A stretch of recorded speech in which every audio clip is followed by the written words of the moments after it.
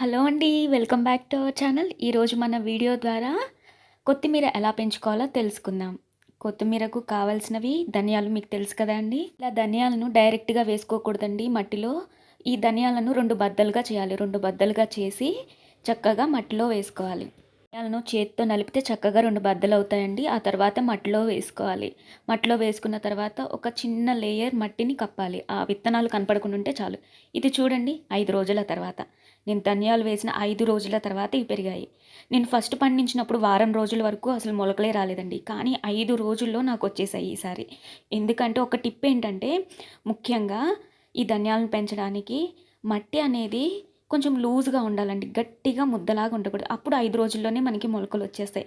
చూడండి ఇవి బఠానీ ప్లాంట్. బఠానీ ప్లాంట్ స్పేస్ ఉంటే నేను ధనియాలను కూడా వేసుకున్నాను. ధనియాలను వేసుకుంటే నాకు 5 రోజుల్లో ఇలా మొలకలొచ్చేసాయి.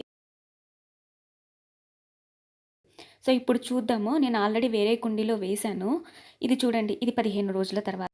కరెక్ట్‌గా విత్తనాలు వేసి 15 రోజుల తర్వాత ఇలా పెరుగుతుందండి. సో, దీనికి మనం ఏమి ఎరువు వాడాల్సిన అవసరం లేదండి. చక్కగా మట్టిలో చక్కగా పెరుగుతుంది 15 రోజుల్లో.